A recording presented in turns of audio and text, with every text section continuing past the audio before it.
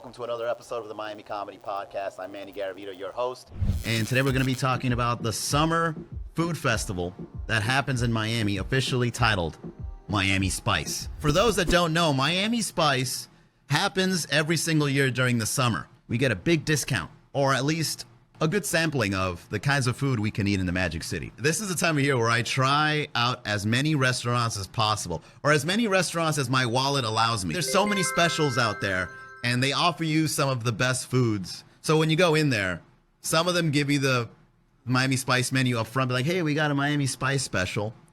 And some of them you have to ask for it because they don't want to let you know that they've got a special going on. So, they give you the regular menu since you're already there. You can pay the premium price, or you can say, can I see your Miami Spice menu? And then some of them are like upset, like, fine. You want a deal? Here. And then oh, look, 3-course meal for the price of one. This is amazing. Anybody that calls himself a foodie in Miami goes to as many Miami Spice restaurants as possible. I mean, are you really a foodie? This is your time of year. This is where all the discounts happen in terms of food.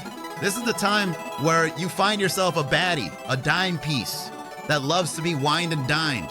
See, if you find a girl that's really hot, that's a foodie, anytime outside of the summer, it's gonna be expensive.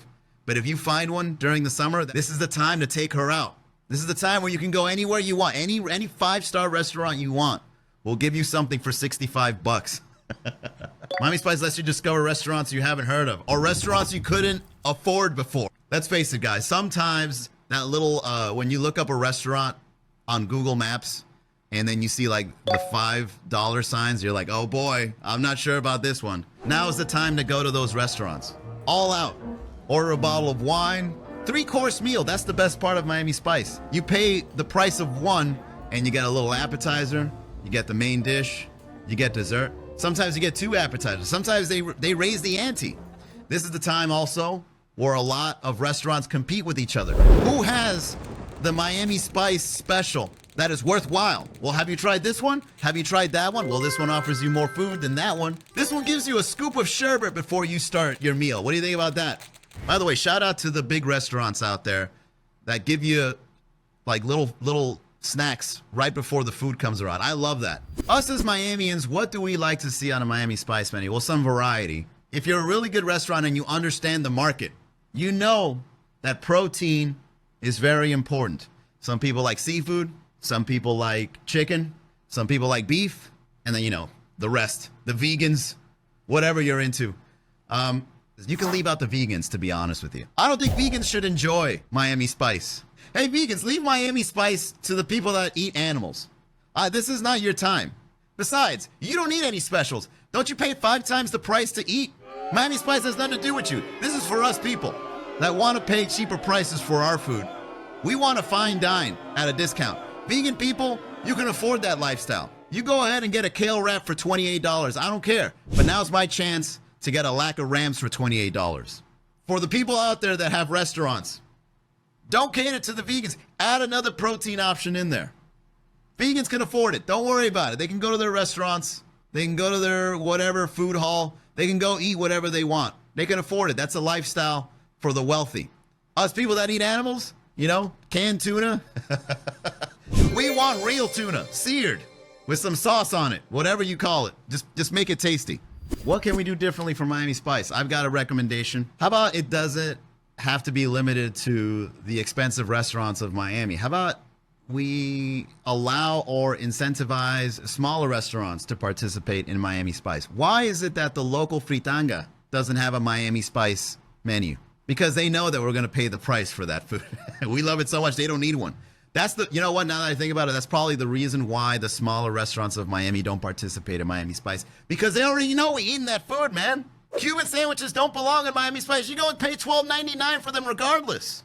Can you imagine the lines of your favorite local restaurant, hidden in those shopping plazas in there, offering Miami Spice?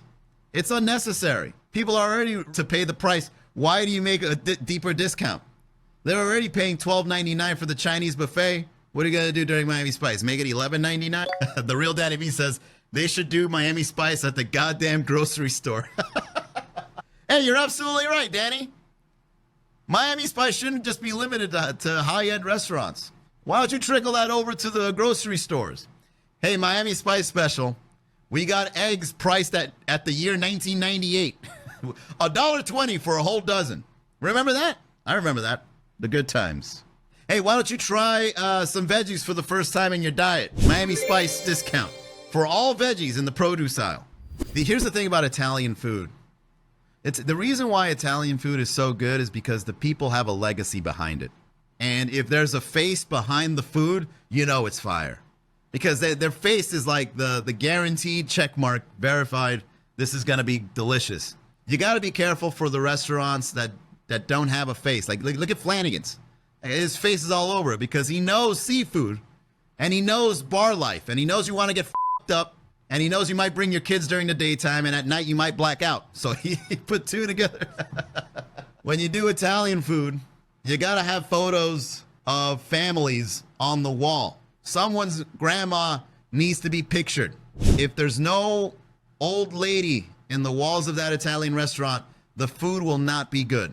It needs to be verified, check mark, guaranteed by somebody's nonna. That's the gist of it, because that's years of somebody's grandma not only finding the secret to cooking or making something tasty in their own way, but also forcing that food on those kids. That's it for today's episode of the Miami Comedy Podcast. If you'd like to see something different, or if you like or dislike Miami Spice, or if you just want to participate anything Miami Spice related, put it on the comments below. And don't forget to like and subscribe and find us on social media. I'll see you on the next episode.